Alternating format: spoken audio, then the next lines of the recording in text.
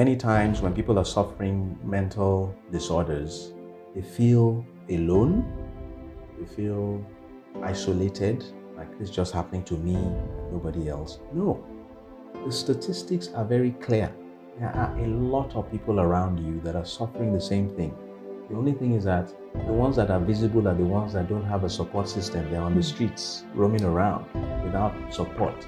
But there's a lot of people in their homes, in their rooms, just hiding away.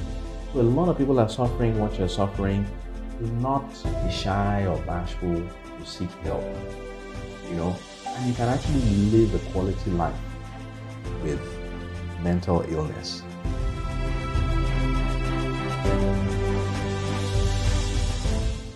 Hello, beautiful people. Welcome to another episode of Be Inspired with Sumela Bute. A place to be educated, enlightened, motivated, and most importantly, to be inspired. On today's episode, we're going to focus on our mental health. One of my today's guests is Rotimi Ashley-Dejo. He is the founder and CEO of an online business services directory called Giraffe.com. He is a mechanical engineer who graduated from the University of Lagos, and he has had a 26 years career experience with Chevron Nigeria. One thing that makes my guest different is his drive. He is a mental illness survivor who suffered clinical depression, and this experience has made him dedicated to advocacy on mental illness. Welcome, Mr. Ashley-Dejo. I'm super happy to have you here because what we want to discuss is what a whole lot of people suffer right now, and that we really need to spread the awareness, which is amazing. So when I read your biography, there's something that actually caught my attention. You retire at 48 from Chevron. So why? Because I know the retirement is 60. So was there any reason why you left quite early? Thank you for having me. It's a real pleasure. Yes, I'm a young retiree. It wasn't planned. I had done 26 years, and the company came up with a voluntary retirement package, and it looked good. And I took a look at my career situation, and it made sense for me to go at that time. Talking of your career situation, can you please expatiate a bit? What do you mean by that?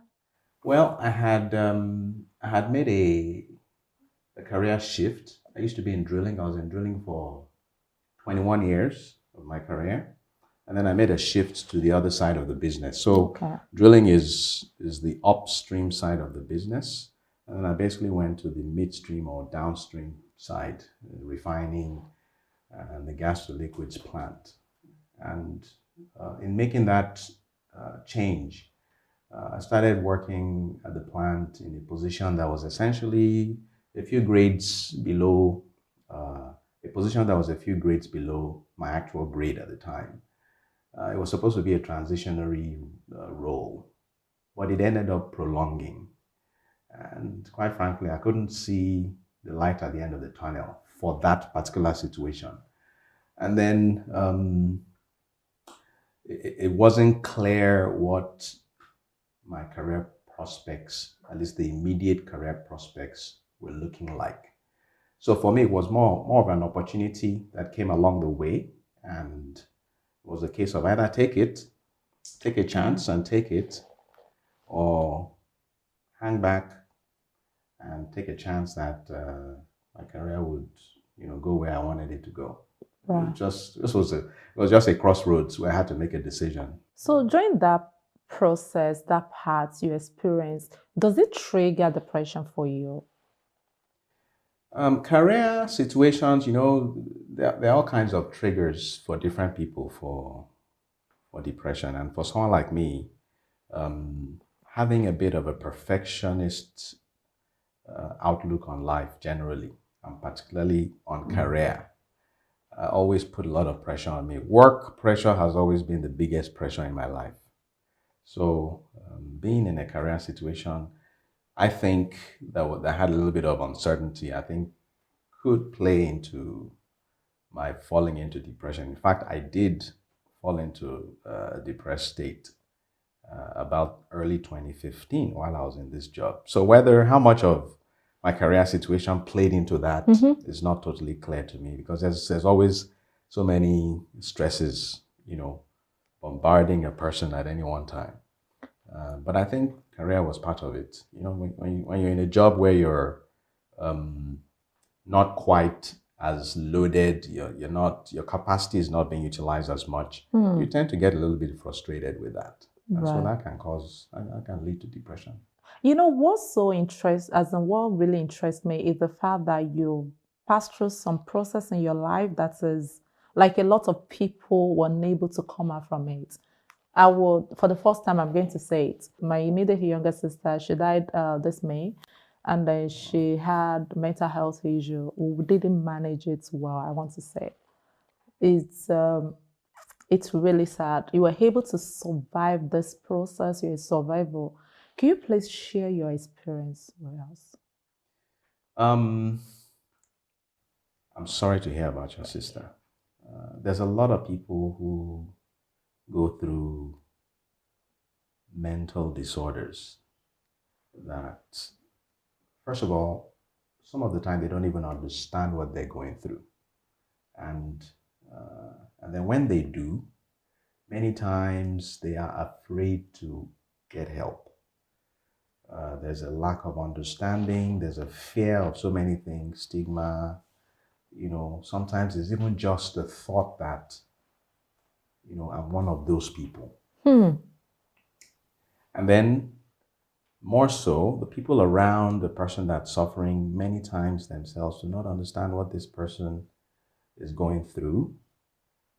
Neither do they appreciate or understand the kind of support that the person needs. Many times the sufferer themselves will even avoid or reject help. So loved ones have to be persistent, they have to be in their face in order to get them the help they need.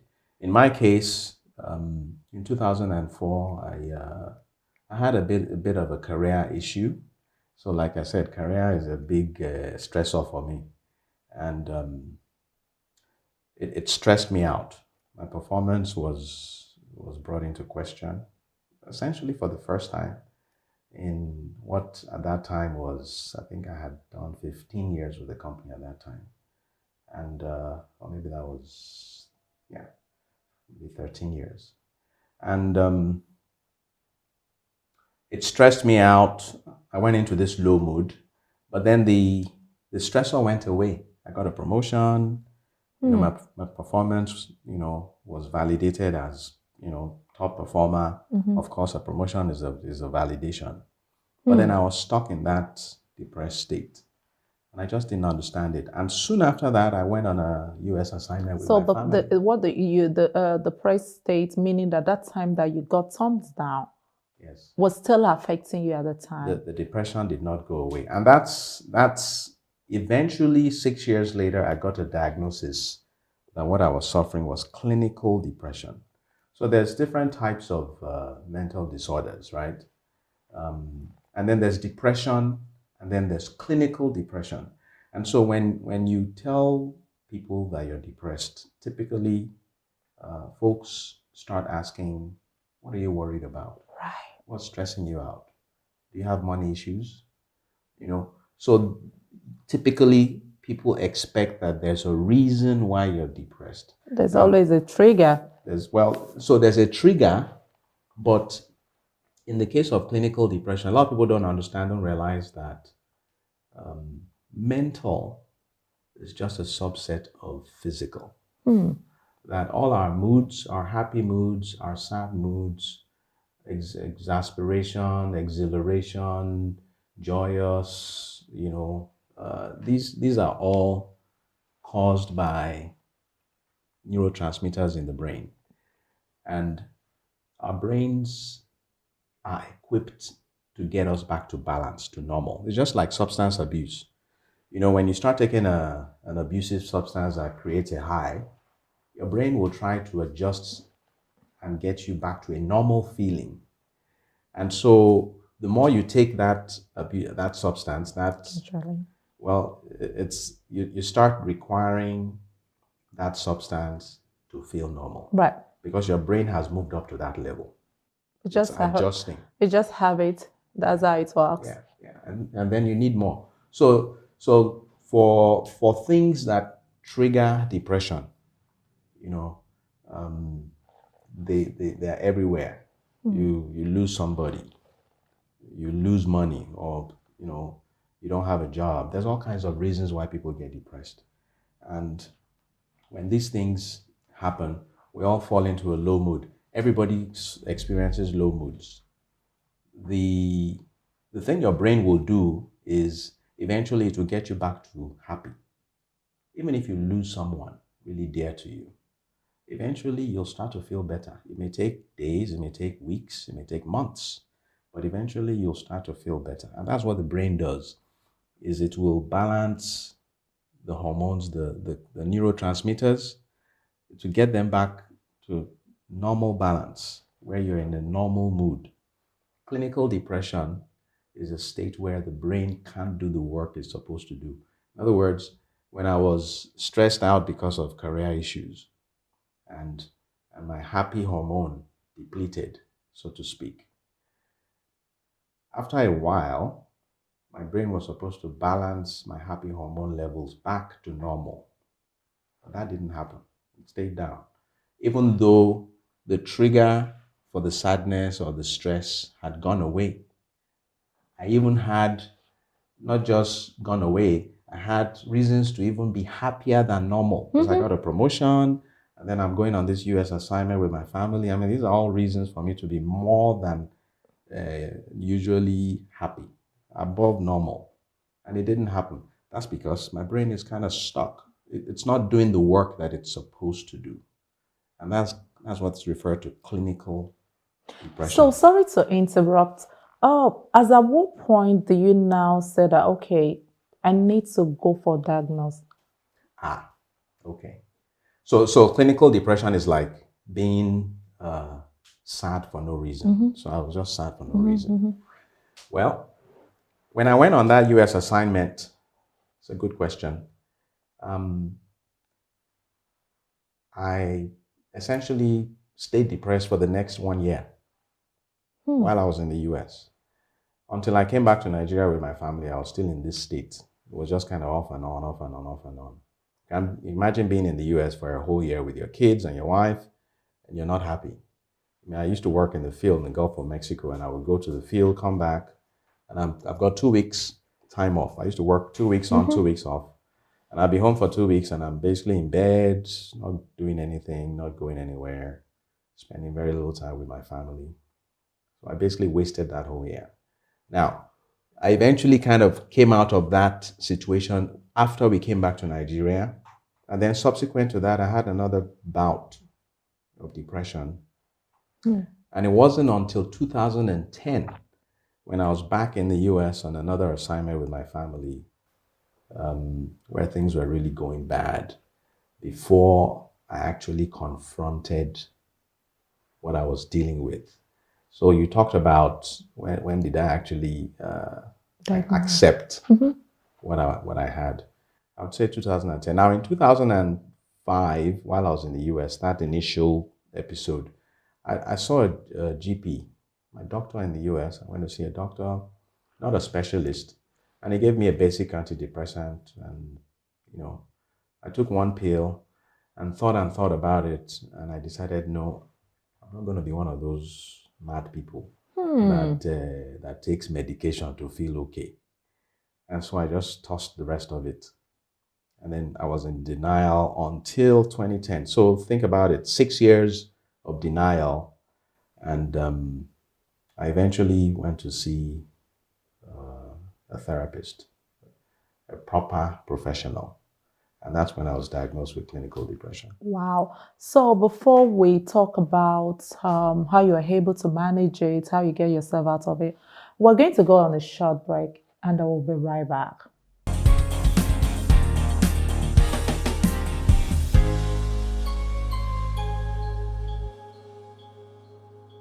Hey there, have you subscribed? Please remember to subscribe to this channel.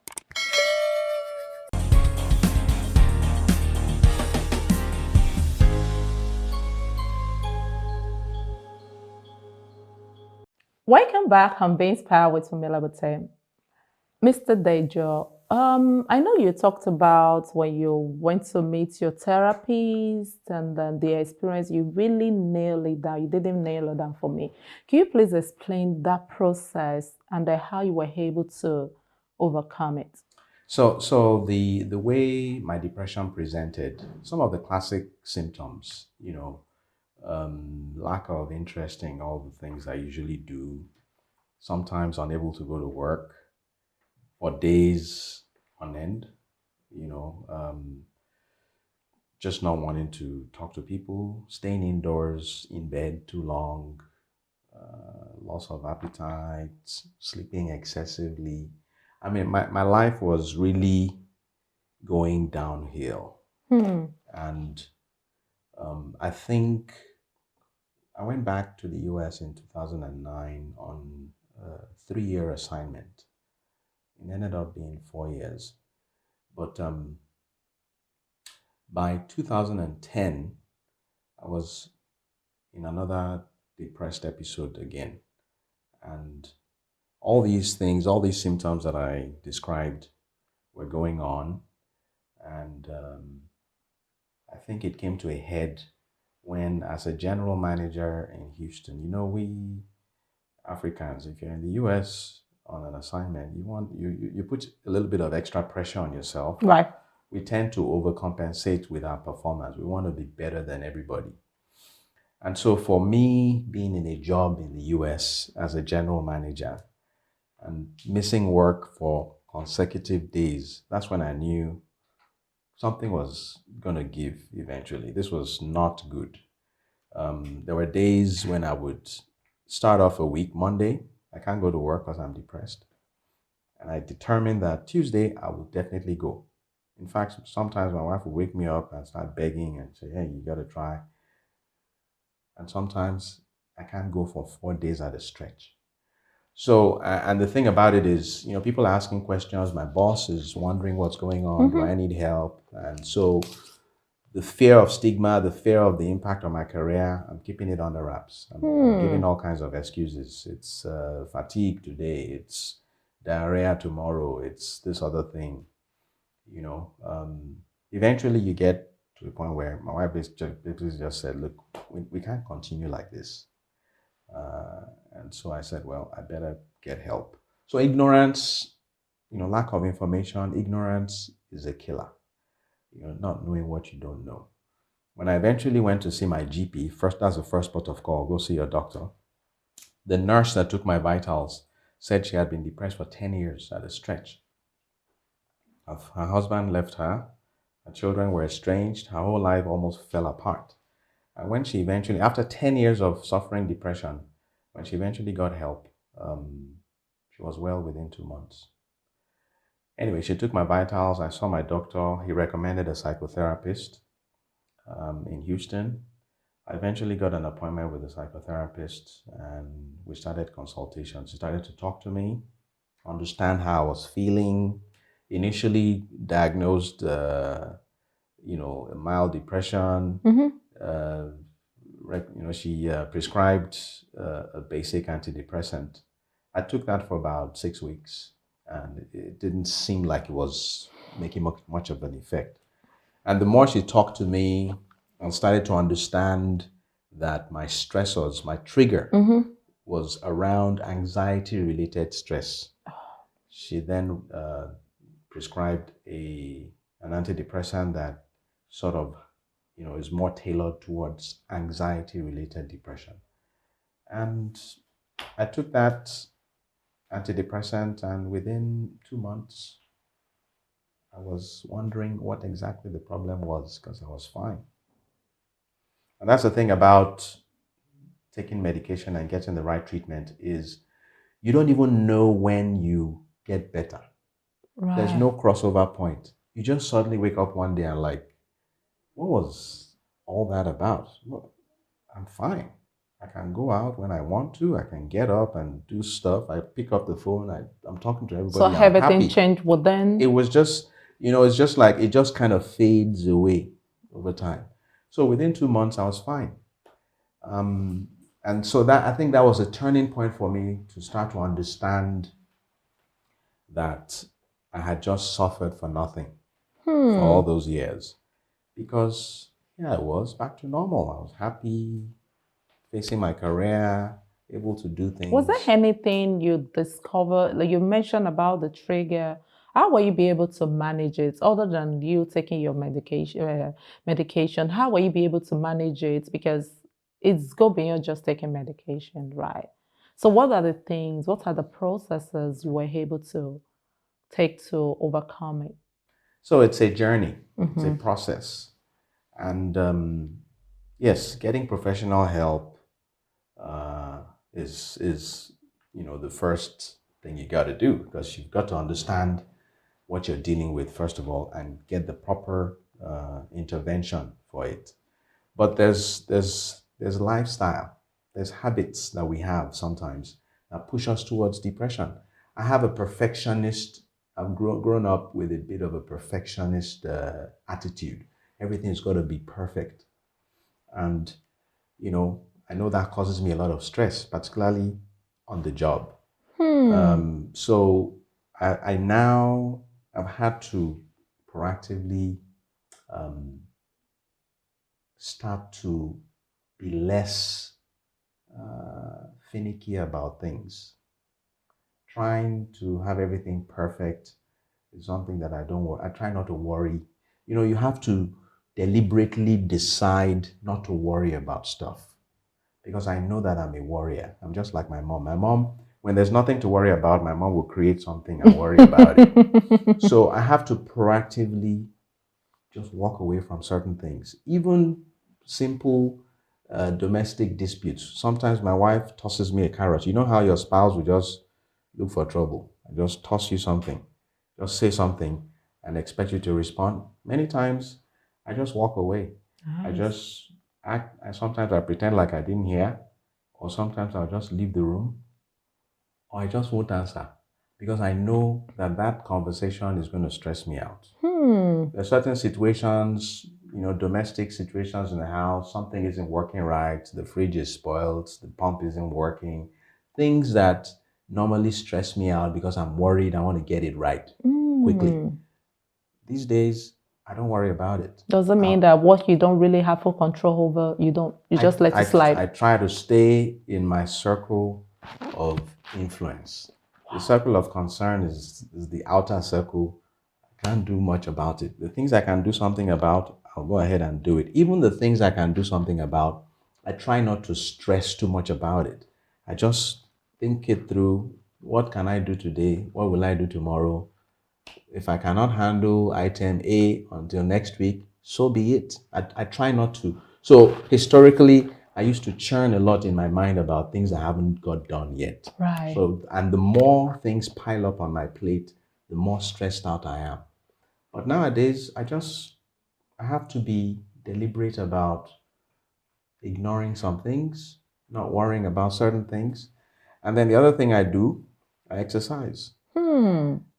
Exercise produces endorphins in the brain. Anytime you do a workout, aerobic exercise, whatever it is, whether you're walking or you're running or you're skipping or whatever it is you're doing, it's a natural antidepressant.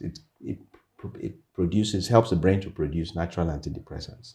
So I try to exercise at least twice every week. So you do a lot of research to know how you can take yourself out of this what you were, and then it's actually working for you, sorry. So my next question is, what really inspired you? A lot of people have gone through this process. Even with that, they are not really want to be an advocate for it. Not that they don't care, but they just feel that let me just let it slide. So what inspired you to now be an advocate and they spread this word? I know that you make all conscious effort to actually create this awareness. So what is the motivation for you?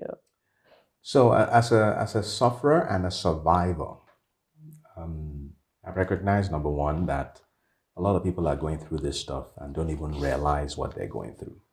So, and there is a reluctance to confront it. Some people don't even want to try and know You tell a few folks, hey, read up this stuff. They're so scared of what they might discover that they don't even want to try and research and be informed.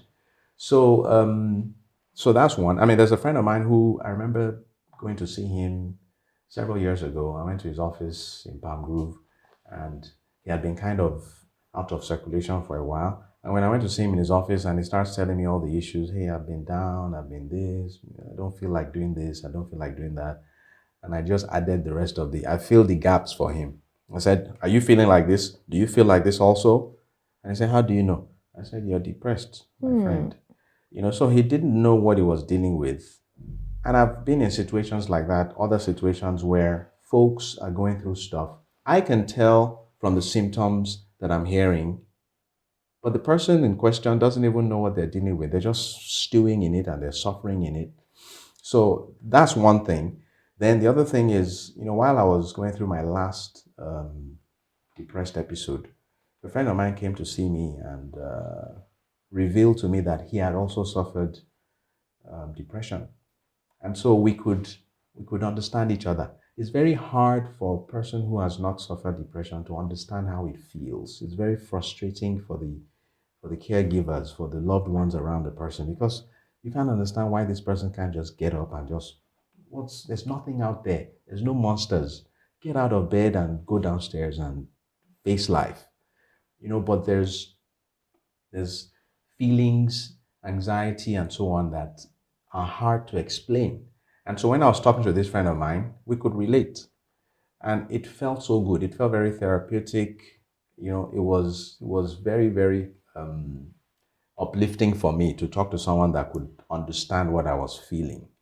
And so I just made up my mind at that time that once I had an opportunity, I would help other people. Oh, nice. It's really important because, just getting the information out saves lives. Right. There are people who have committed suicide Absolutely. that didn't need to. Right. So I felt limited when I was still working because, there's always a risk that your career may be affected by stigma. Right. People you reveal that you're suffering mental illness, and suddenly, sometimes consciously, sometimes unconsciously, your management and your supervisors start to... In fact, I don't even want you to jump the gun.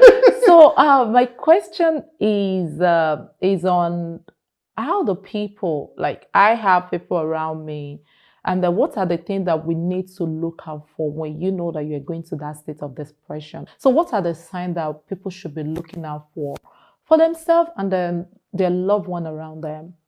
For an individual who may be going through depression, I'm just going to talk about depression because there are so many types of mental disorder. There's PTSD, post-traumatic stress disorder. Okay. And, it's something that is associated a lot with people who go to war.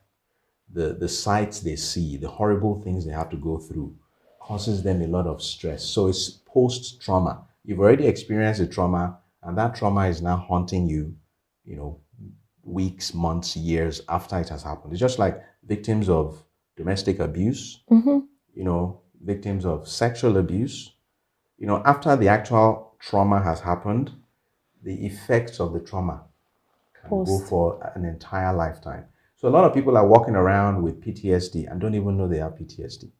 And how it presents maybe in different ways. There's some people that can't sleep at night. There's some people that are having sexual interaction issues with their partner. They don't even realize why it is happening. Maybe because of that event that happened 20 years ago. So PTSD is very common. But back to your question, depression. How does it present? How does a sufferer know that it's coming? For me, I've become so familiar with it now. I know when my low feeling starts coming, especially when it starts coming for no reason. Everything is fine in my life. I don't have a particular thing that just happened. I've lost money somewhere or somebody died or something. My life is just going along normally. And then I start experiencing this low mood. Typically, we all go through low moods. When it starts becoming prolonged, then something isn't quite right. When you start feeling low for 2 weeks, 3 weeks, 4 weeks, and you can't place your finger on why am I feeling low? Why am I no longer picking my phone calls when I normally do? Why am I reluctant to talk to anybody? Why am I reluctant to go out? The person who normally goes out every day, bubbly kind of person, starts shutting down. You start to understand, you start to feel a little funny, a little awkward, a little less interested in the things you normally love. Then you know something is going on that's not normal, especially when it is prolonged. That's for the sufferer.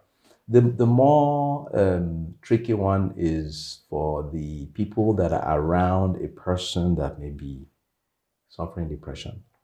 You see, people who suffer depression particularly are like Nollywood actors.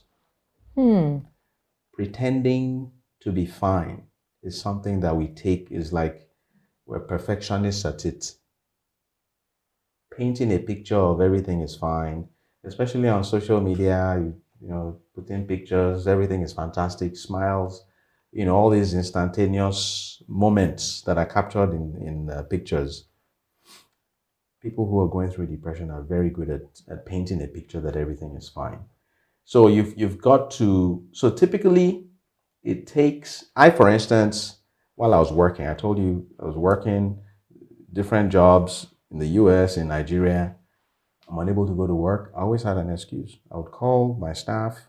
In Houston, for instance, I had 5 or 6 managers reporting to me. It was easy for me to just delegate stuff, cancel a few meetings, and life would just go on. In Nigeria, same thing. Even when I was in the EDTL plant, there are times I would be just holed up in my room. I wouldn't even go for meals, sometimes 2 days at a stretch, because I'm stuck in my room and I'm starving. Sometimes I would buy cabin biscuits, or what do you call those, rich tea biscuits, and I would just be living off of rich tea just because I don't want to go to the cafeteria, because I'm just sort of anxious about stepping out of my room.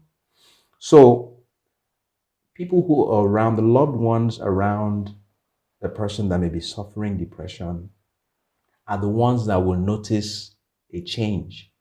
Behavior. When a person's mood changes, but the person is trying to portray everything is fine, when you're close to that person, typically you'll know something is not quite right.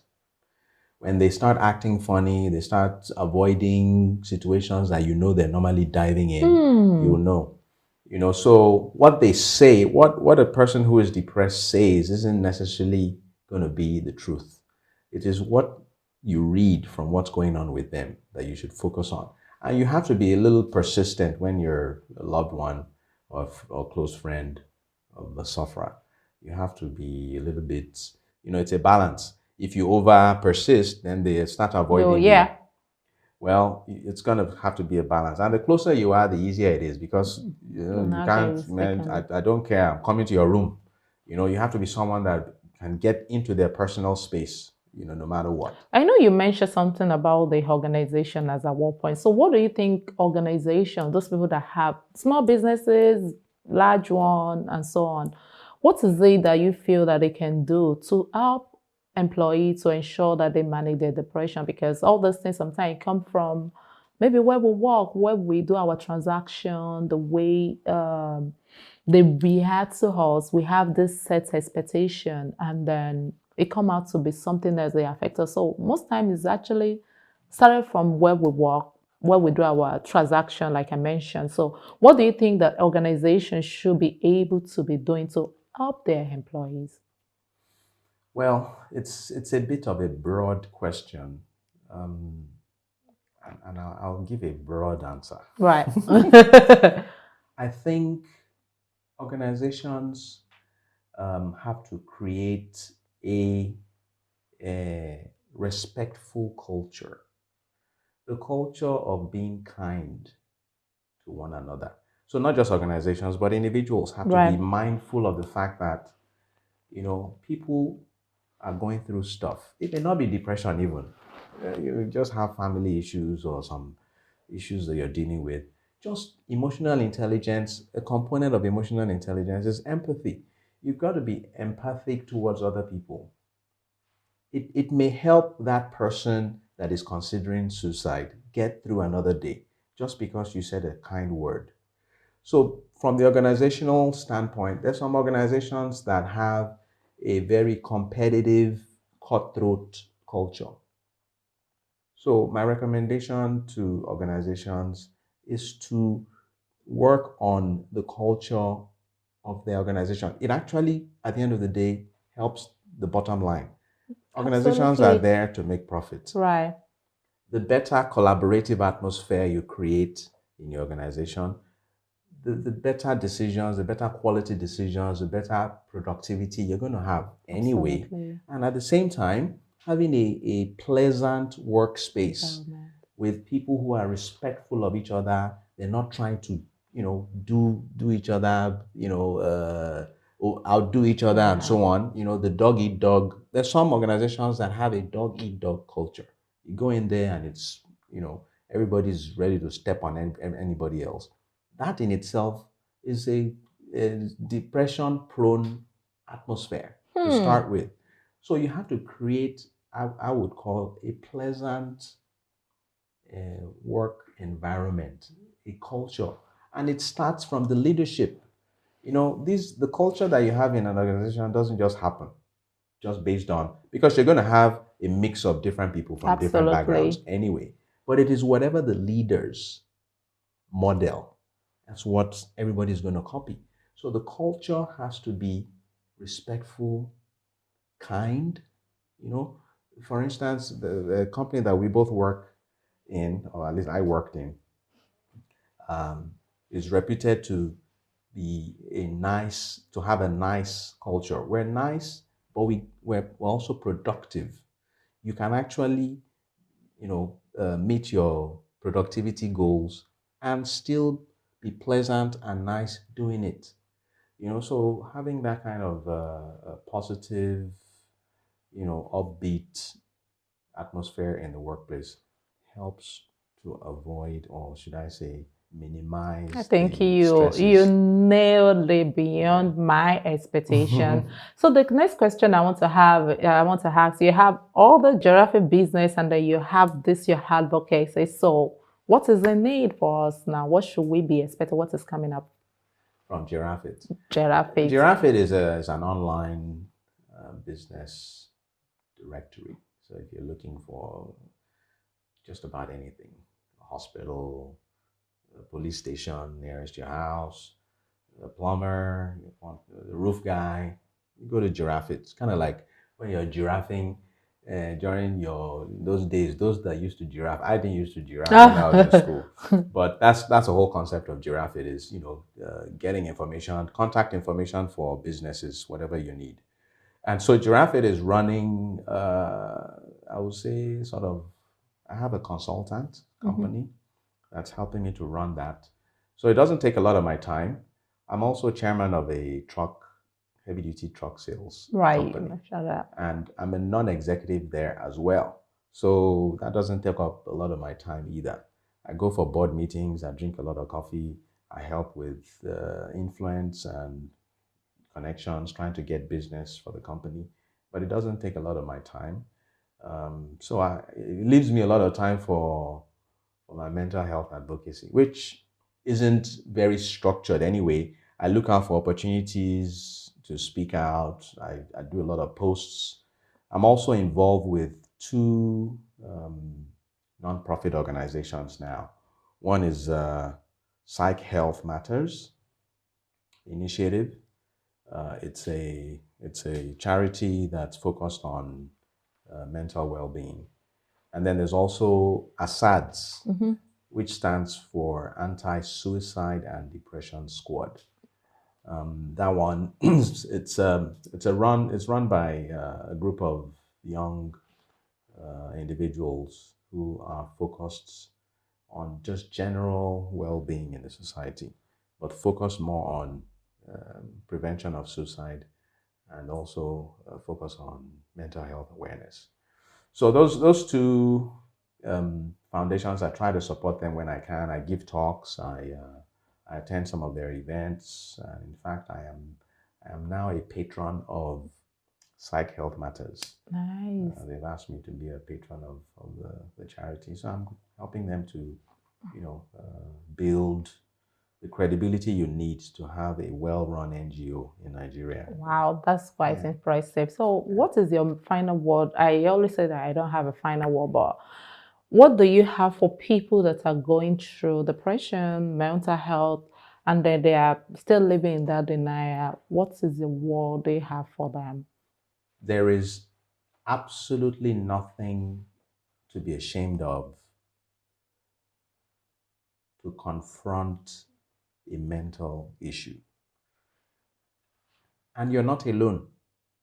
Many times when people are suffering mental disorders, they feel a little bit alone. They feel isolated, like this just happening to me and nobody else. No, the statistics are very clear. There are a lot of people around you that are suffering the same thing. The only thing is that the ones that are visible are the ones that don't have a support system. They're on the streets, roaming around without support. But there's a lot of people in their homes, in their rooms, just hiding away. So a lot of people are suffering what you're suffering. Do not be shy or bashful to seek help, and you can actually live a quality life with mental illness. If you're getting the right medication, it's just like if you have heart disease or any other disease, you get help, you get medication, and you can continue to live life normally in many cases. So do not be bashful or shy or hesitant to speak to the right people. You don't have to compromise your confidentiality. The whole world doesn't need to know what you're suffering. Right. Just make sure you're talking to the right person, because there's no need. Like in my case, I wasted away 6 years for nothing. There's this other lady I talked about, the nurse, she wasted 10 years. That's a lot of time. And sometimes when you come out of, we're lucky, we came out and continued our lives normally. There are a lot of people whose lives are completely shattered. And then some people have even already killed themselves. So my own word is, do not hesitate to seek help. There's help out there. Like I mentioned earlier, there's a lot of charities that provide help. When we talk about seeking help, sometimes people will ask me, okay, you said seek help where, from who? If you go on Instagram or you go on Facebook, just type the hashtag depression, for instance. Or you go to these charities. Psych Health Matters is one that I'm associated with. There's doctors there, and they also have links to therapists that can help. Assad, same thing. Go into these social media sites and type these names of these foundations and contact. People will reach out to you. There's another one, Olama Cares. Chioma Nwosu is also running an NGO focused on mental illness. So there's a lot of NGOs out there, apart from the official, psychiatric hospitals and so on. That's an option. But if you're uncomfortable with going to a psychiatric hospital, then there are other ways where you can get help. Thank you so much. I really appreciate all what you shared. You shared a whole lot of information that people really need to, it's going to help a whole lot of people. Thank you so much. I appreciate your comment. It's a pleasure. Okay. Absolutely. Thank you so much for watching. I'm sure you grab a lot from this conversation. Do you know what your trigger is? If it is social media, you might need to reduce your frequency on it. Depression is real. And if it's something that you are feeling right now, it is good for you to go out for help. You take care of yourself, and I will see you next time on Being Inspired with Sumela Bute. Bye for now.